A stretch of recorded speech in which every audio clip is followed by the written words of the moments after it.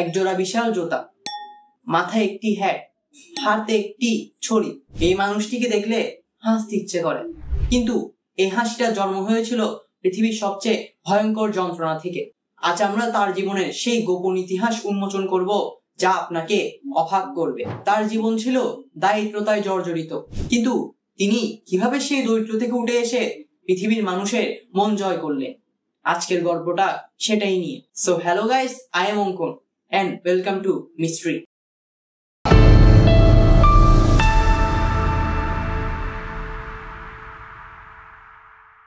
Charlie Chaplin জন্মগ্রহণ করেছিলেন 1889 সালে 16 এপ্রিল একটি দরিদ্র পরিবার। ঠিক তার 4 দিন পরেই জন্ম হয়েছিল বিখ্যাত বিতর্কিত মানুষ আলফ্রেড হিটলারের। কেউ কেউ বলেন এই দুই ব্যক্তির জন্ম বিশ্ব ইতিহাসে এক অদ্ভুত সমাপতন, কারণ একজন ছিলেন হাসির দেবতা, অন্যজন ধ্বংসের প্রতীক। চার্লির বাবা মা দুইজন শিল্পী হলেও তাদের ব্যক্তিগত সম্পর্ক ছিল অনেক বিপর্যয়পূর্ণ।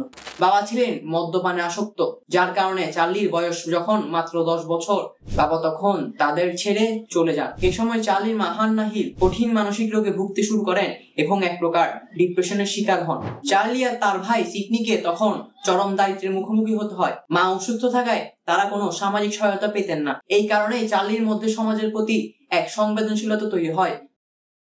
একদিন তার মা মঞ্চ অনুষ্ঠান করছিল, কিন্তু হঠাৎ তার মায়ের গলা ভেঙে যায়। 5 বছর বয়সে ছোট্ট চার্লি তখন দর্শকদের সামনে আসেন। তিনি গান গাইলেন এবং নাচলেন। তখনই তিনি বুঝতে পারলেন হাসির শক্তি কি। দর্শকরা খুশি হয়ে মুদ্রা ছুঁড়ে মারলেন। সেই দিনের পাওয়া টাকাই ছিল চার্লির জীবনের প্রথম উপার্জন। জীবনের কঠিন সময়েও চার্লি ও তার ভাই সিডনি বাবার কাছে থাকলেও বাবার মদ্যপানের আসক্তি তাদের সেখানে থাকতে দেয়নি। বাবার কাছ থেকে তারা কোনো মানসিক শক্তি বা সমর্থন পাননি। এই মদ্যপানের কারণে মাত্র 39 বছর বয়সে তার বাবা মারা যান। যখন চার্লির বয়স মাত্র 12 বছর, জীবনের এই কঠিন পরিণতি তাকে একটি শিক্ষা দিয়েছিল।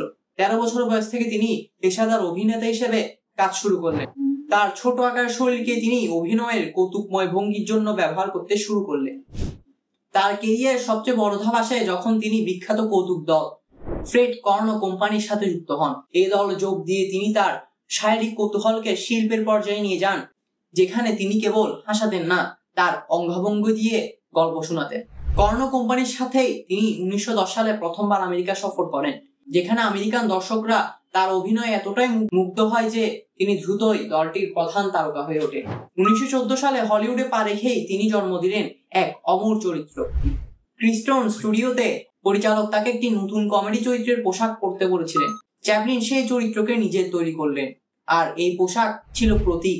বাবার ছোট কোট, ভাই সিডনির ঢোলা প্যান্ট, বিশাল আকারের জুতো এবং হাতে একটি ঘড়ি তৈরি করলেন।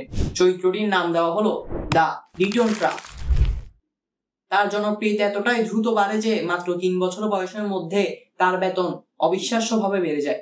শুরুর দিকে তার বেতন ছিল মাত্র $150 প্রতি সপ্তাহে। 1916 সালে সেই বেতন প্রথমে $1250 এবং পরে 1 লাফে প্রতি সপ্তাহে $10,000 পৌঁছে যায়। এই তথ্যটি বিশ্লেষণ করা যাক। সে সময়ে আমেরিকার প্রেসিডেন্টের বার্ষিক উপার্জন ছিল $75,000, অর্থাৎ চার্লি প্রতি সপ্তাহে 10,000 করে বার্ষিকে প্রেসিডেন্টের চেয়েও বেশি অর্থ কামাই করছিলেন। এই বিপুল পরিমাণ অর্থ তাকে হলিউডের ইতিহাসে প্রথম $1 মিলিয়ন ম্যানে পরিণত করে। বার্ষিকে প্রেসিডেন্টের চেয়েও বেশি অর্থ কামাই করছিলেন। এই বিপুল পরিমাণ অর্থ তাকে হলিউডের ইতিহাসে প্রথম $1 মিলিয়ন ম্যানে পরিণত করে। চার্লি চ্যাপলিন শুধু অভিনেতা ছিলেন না, তিনি ছিলেন চলচ্চিত্রের এক পূর্ণাঙ্গ কারিগর। 20-এর দশকে তিনি কমেডি সিনেমার পাশাপাশি মানবিক দিকগুলো তুলে ধরার দিকে মনোযোগ দেন। তার তৈরি নীরব সিনেমাগুলোতে তিনি শারীরিক কৌতূহলকে শিল্পের পর্যায়ে নিয়ে গেছেন। তার এই সৃষ্টিকর্মের প্রতি আকর্ষণ হন স্বয়ং আলবার্ট আইনস্টাইন। আলবার্ট আইনস্টাইন তার প্রিমিয়াম উপস্থিত ছিলেন এবং চার্লিকে বলেছিলেন তার হাসি মুখ ব্যক্তিত্বের আড়ালে এক গভীর শান্ত জীবন মুখ লুকিয়ে আছে, যা তাকে মুগ্ধ করে। চার্লির জীবনের শেষ সময়গুলো ছিল রাজনৈতিক বিতর্কে পরিপূর্ণ। দ্য গ্রেট ডিটেক্টর সিনেমাটি নির্মাণের সময় অনেকেই তাকে হিটলারের মতাদর্শ প্রচারের জন্য অভিযুক্ত করেছিল। এরপর তিনি আমেরিকার বিরুদ্ধে কথা বলতে শুরু করেন এবং রাশিয়াকে সমর্থন করতেন। এর ফলস্বরূপ 1952 সালে যখন চ্যাপলিন ইউরোপ সফরে যান, তখন আমেরিকার সরকার তাকে আমেরিকায় পুনরায় প্রবেশে বাধা দেন। এক প্রকার নির্বাসিত হয়ে তিনি সপরিবারে সুইজারল্যান্ড বসবাস শুরু করেন। রাজনৈতিক বিতর্কে জর্জরিত হলেও তার শিল্পকে কেউ ভুলতে পারেনি। অস্কার মঞ্চে পুরস্কার নিতে গিয়ে তিনি দর্শকদের কাছে প্রায় 5 মিনিট বা তারও বেশি ধরে দীর্ঘতম স্ট্যান্ডিং ওভেশন পান। 1977 সালের 25শে ডিসেম্বর বড়দিনের দিনে হৃদরোগে আক্রান্ত হয়ে চার্লি চ্যাপলিনের জীবন অবসান ঘটে। কিন্তু তার ট্র্যাজেডি থামেনি। মৃত্যুর মাত্র 2 মাস পরে 1978 সালের মার্চ মাসে দুজন বেকার মেকানিক তার মৃতদেহ কবর থেকে চুরি করে এবং মুক্তিপণ দাবি করে। পুলিশ চোরদের ধরে ফেলে এবং অক্ষত অবস্থায় কফিনটি ভুট্টা ক্ষেত থেকে উদ্ধার করে। এই জঘন্য ঘটনার পুনরাবৃত্তি ঠেকাতে চ্যাপলিনের কফিনটি কংক্রিটের এক পুরু স্তরের নিচে পুনরায় সমাধিত করা হয়। যাই হোক, আজকের জন্য যেটুকুই। দেখা হবে নেক্সট কোন ভিডিওতে। Good bye.